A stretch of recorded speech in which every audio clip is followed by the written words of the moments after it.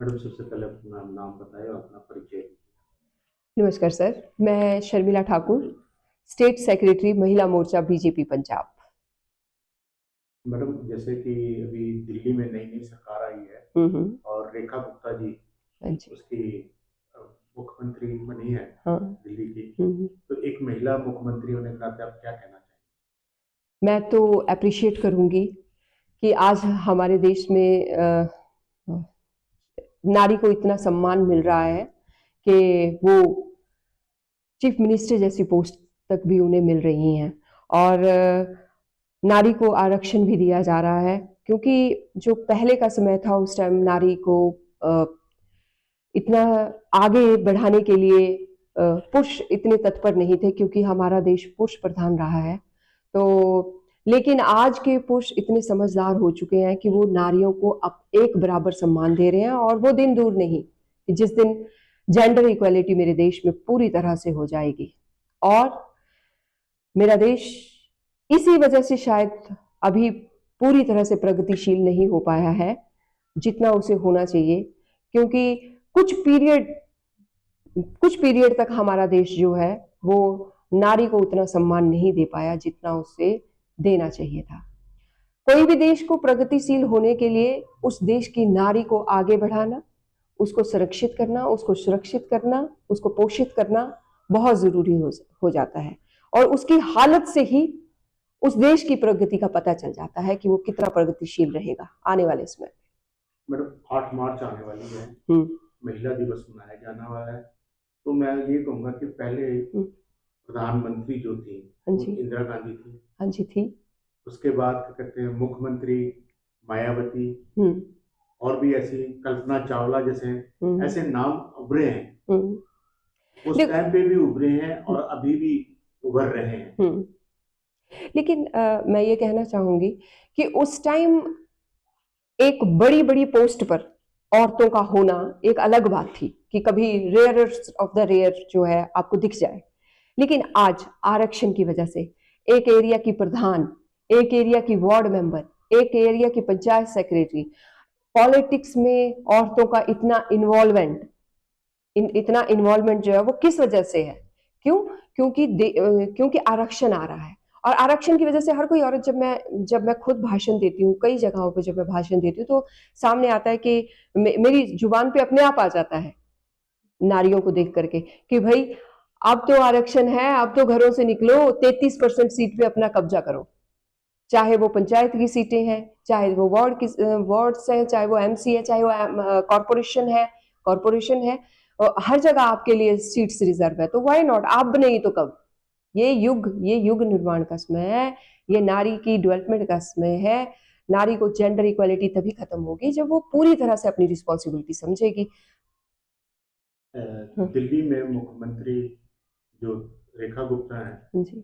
विपक्ष उन पे इल्जाम लगा रहा है। क्या? वो कह रहे हैं कि उन्होंने 2500 रुपये देने का महिलाओं को वादा किया था, हम्म। और जिसका वादा जो था हम्म। वो प्रधान मोदी जी ने करा था, अनाउंस करा था कि पहली कैबिनेट मीटिंग होती साथ हम्म। सबसे पहले हम महिलाओं को 2500 रुपये देंगे।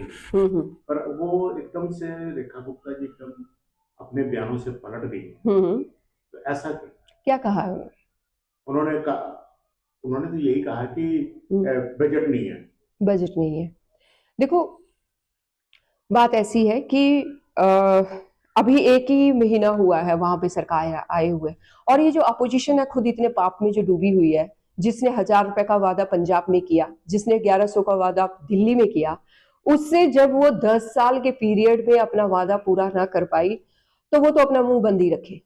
सीधी सी बात है, वो तो अपना मुंह बंदी रखे, उनकी बातों में हम नहीं आने वाले हैं। और उन्हीं की वजह से शायद आज हम 2500 रुपए देने में शुरू में सफल ना हो पाए, क्योंकि उन्होंने सरकार को इतने कर्जे में डाला होगा, शराब पीने के अलावा और शराब पिलाने के अलावा और जेल में जाने के अलावा। उनके मेंबर्स ने किया क्या है? दिल्ली को शराब में डुबो दिया उन लोगों ने, और वो हमारे ऊपर छींटे मारेंगे। पहले वो अपने गिरेबान को देखें कि उन्होंने किया क्या है देश के लिए, दिल्ली के लिए किया क्या है। मैं दिल्ली में इलेक्शन में गई हूं, और हर जगह गड्ढे, हर जगह सड़कें खराब, कूड़ा करकट। तो जब आप और वो 1100 रुपए भी आप और जो नारी को देने के किए थे आप वो भी नहीं दे पाए, तो उसके बाद आप तो छींटे मत उठाए। नहीं, हम्म। वादा तो प्रधानमंत्री मोदी जी ने किया था कि पहली कैबिनेट बनते ही साथ हम देंगे। सरकार अब डबल इंजन की बन चुकी है, हम्म। तो प्रधानमंत्री क्यों नहीं उनकी सपोर्ट कर रहे हैं? नहीं करेंगे, अभी महीना ही हुआ है और नहीं, मोदी जी ने जो बोला है वो करेंगे। उन्होंने कहा था पहली कैबिनेट की मीटिंग में ये पास होएगा। हम्म। पहली मीटिंग में तो उनके 22 में से 21 को तो बाहर निकाल दिया, अपोजिशन वालों को अच्छा। बैन निकाल दिया था। हम्म। तो सबसे पहला तो काम उन्होंने यही करा हम्म। कि 22 सदस्यों को की जो सदस्य है उसमें से 21 को बैन लगा के बाहर निकाल दिया था। अच्छा। और जो मेन काम करना था महिलाओं के लिए हम्म। वो काम नहीं हो पाया। देखो, मैं ये उम्मीद रखती हूँ कि आने वाले समय में ये जरूर होगा। मोदी जी कोई प्रॉमिस करे। उसके बाद उन्होंने कहा था हम्म। कि सेकंड मीटिंग जो होगी हम्म। महिला दिवस से पहले पहले हम्म। हम हम्म। ये सारे वादे पूरे कर देंगे और महिलाओं को एक गिफ्ट देंगे। हम्म। पर आज 6 तारीख हो गई है, हाँ जी। समझिए कल से 7 तारीख है, 8 तारीख को महिला दिवस है। पर क्या ये संभव है कि ऐसा हो सकता है? कुछ भी संभव है, वो मोदी जी हैं। देखो, दुनिया या पूरी दुनिया मोदी मोदी यूं ही नहीं कर रही। 2 दिन में 2 दिन क्या, वो कुछ घंटों में भी कुछ भी अनाउंस कर सकते हैं, है ना। वो हमारे देश के प्रधानमंत्री हैं और हर देश उनका लोहा मान रहा है और ये भी जरूर होगा। आज नहीं तो कल वो होगा ही होगा। अभी 1 महीना हुआ है, इतने इतने क्वेश्चन तो अराइज नहीं हो सकते ना अभी इस 1 महीने में। हाँ। विरोधी पार्टी हम्म। इसमें कांग्रेस तो नहीं है इस वक्त, उसमें एक भी सीट नहीं है, लेकिन फिर भी बोलने में ये हैगा कि जो है रेखा गुप्ता जी गाली गलौज में सबसे आगे आ रही है, उनका रहा है। तो आज वो मुख्यमंत्री बनी है, क्या वो ऐसे भाषाएं आगे भी इस्तेमाल करती रहेंगी जो पीछे इस्तेमाल करती रही? देखो, गाली गलौज के फेवर में मैं नहीं हूं, लेकिन अगर कहीं पे रिक्वायरमेंट हो तो फिर वो आई डोंट नो देखो, कहीं अगर रिक्वायरमेंट हो तो फिर नहीं चलेगा। जब कोई समझेगा ही नहीं तो वो, देखो अकॉर्डिंगली है, वो इंसान इंसान पे डिपेंड करता है, ठीक है। अब मैं इस फेवर में नहीं हूँ, लेकिन यू नेवर नो कि मैं भी उस सीट पे कल को बैठूं और ऐसे कोई आगे से बदतमीजी करे कि उसको जरूरत हो तो फिर देनी पड़ेगी जो दिल्ली के इलेक्शन को देखते हुए जी। पंजाब में कुछ माहौल बदला है, हाँ। क्या कहना चाहेंगे आप बीजेपी पार्टी की? क्या उम्मीद रखते हैं पार्टी कि अगला जो टर्म होगा वो बीजेपी का होगा पंजाब में? बिल्कुल। मैं देखो, मैं बचपन से ही एक पॉजिटिव लेडी, बेटी घर की, और हर फील्ड में मैं पॉजिटिव रही हूँ, हर बात पे मैं पॉजिटिव हूँ। मैं खुद एक मोटिवेशन भी देती हूँ सबको। तो मैं कभी भी इस बात पे एग्री नहीं करूँगी कोई भी बोल दे कि हमारी सरकार अब नहीं आएगी, क्योंकि मुझे इस फील्ड में यहाँ पर 7-8 साल हो गए। तो अब मैं, मेरे में तो इतना सब्र है नहीं कि मैं अगले 5 साल इंतजार करूं अपनी सरकार लाने के लिए। मेरी सरकार 2027 में आनी चाहिए और वो एक एक कार्यकर्ता अगर इस बात को ठान ले, भारतीय जनता पार्टी का एक एक कार्यकर्ता हीरा है, खरड़ का भी और पूरे पंजाब के भी। तो अगर वो ठान ले और आज से समाज सेवा स्टार्ट कर दे, लोगों के दुख दर्द में जाना शुरू कर दे और उनको खत्म करना शुरू करे उनके दुख को, जो कि एक पॉलिटिशियन का रियल काम होता है, अगर वो कर ले तो मैं नहीं समझती कि हमारी सरकार लाने से कोई भी रोक सकता है। ये आप बिल्कुल सही कह रहे हैं। पर एक टाइम था जब बगैर अकाली के बीजेपी कभी स्टैंड नहीं पंजाब में नहीं आई। अकाली जब उनके साथ मिले तो उनकी सरकार बनी दोनों की। इस बार दोनों अलग अलग लड़े, तो कोई शक नहीं है कि उन्होंने बीजेपी ने सीट ली है अकेले लड़के। तो क्या 2027 में ये आप समझते हैं कि इतनी सीट्स जा लेंगे कि वो अपनी सरकार बना सकते हैं देखो अकाली दल के? हाँ, मैं देखो मेरे माइंड में, मेरे खुद के माइंड में कोई लिमिटेशन नहीं है इस तरह की। अगर मेरा पूरा कार्यकर्ता, हमारा पूरा कार्यकर्ता तन मन धन से आगे अगले 2-2.5 साल काम कर ले तो देखो, बात ऐसी है, मैं हूं एक टीचर और एक लीडर, दोनों हूं। तो मैंने बीइंग ए टीचर मैंने ऐसे ऐसे बच्चे पढ़ा करके, काबिल बना करके साल के अंदर फर्स्ट भी लाए। तो मेरे माइंड में ऐसी कोई लिमिटेशन नहीं है। मैं आपको एक उदाहरण देना चाहूंगी। मेरे पापा मेरे मामा जी के बेटे को लेकर के आए पढ़ाने के लिए, वो दूसरी क्लास में था। इस उदाहरण से आप समझ जाओगे कि मैं इतनी पॉजिटिव क्यों हूं। 2 साल के बच्चे को वो लेकर के आए, दूसरी क्लास के बच्चे को, वो हिंदी स्कूल से आया और इंग्लिश मीडियम स्कूल में हमारे साथ डाल दिया गया, 3 भाई बहनों के साथ।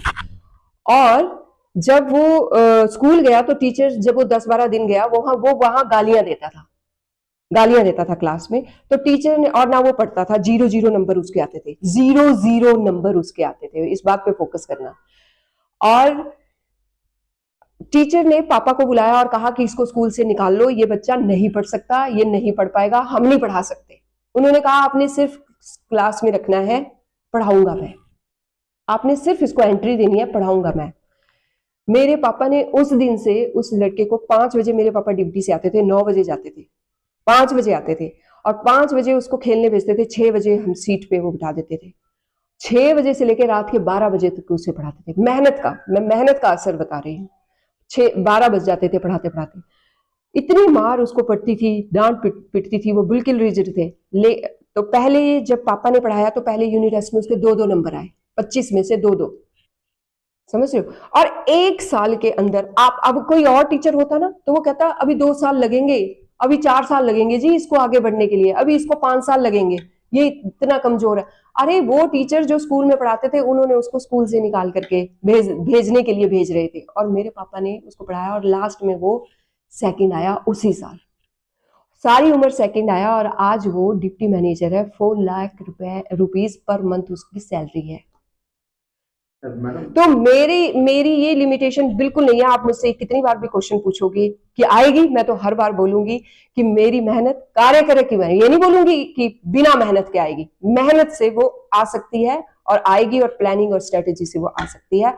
हमारी ऑर्गेनाइजेशन पूरे देश में है और मेरी ऑर्गेनाइजेशन को इतने ढंग से प्लान करना चाहिए कि इस प्रोजेक्ट को हमें जीतना है। मैडम, आपकी बात अगर हम मान भी लेते हैं तो आप ये बताइए कि आपकी सरकार ईवीएम से आएगी या बैलेट पेपर से आएगी? मतलब ये कैसा क्वेश्चन है, मेरी समझ नहीं आ रहा मुझे। ईवीएम से आ सकती है या बैलेट पेपर से आ सकती है, दो अलग अलग है। लोग कहते हैं कि ईवीएम बीजेपी की है, ऐसा कहती है, तो इसलिए पूछा कि ईवीएम से सरकार नहीं, एक बात बताइए, बैलेट पेपर से आएगी? जिस मर्जी से आएगी हमारी ही, क्योंकि अगर ईवीएम अगर हमने खरीदा होता तो, एक बात बताइए, हमने उसमें चेंजेस लाते तो हिमाचल वाले जो है उसमें कांग्रेस कैसे जीती अभी? तब क्यों नहीं हमारी ईवीएम की बात होती, जबकि वहां के हमारे ये कैसा क्वेश्चन है, मेरी समझ नहीं आ रहा मुझे। ईवीएम से आ सकती है या बैलेट पेपर से आ सकती है, दो अलग अलग है। लोग कहते हैं कि ईवीएम बीजेपी की है, ऐसा कहती है, तो इसलिए पूछा कि ईवीएम से सरकार नहीं, एक बात बताइए, बैलेट पेपर से आएगी?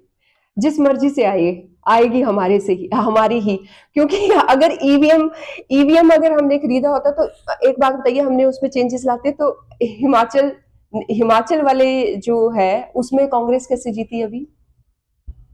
तब क्यों नहीं हमारी ईवीएम की बात होती, जबकि वहां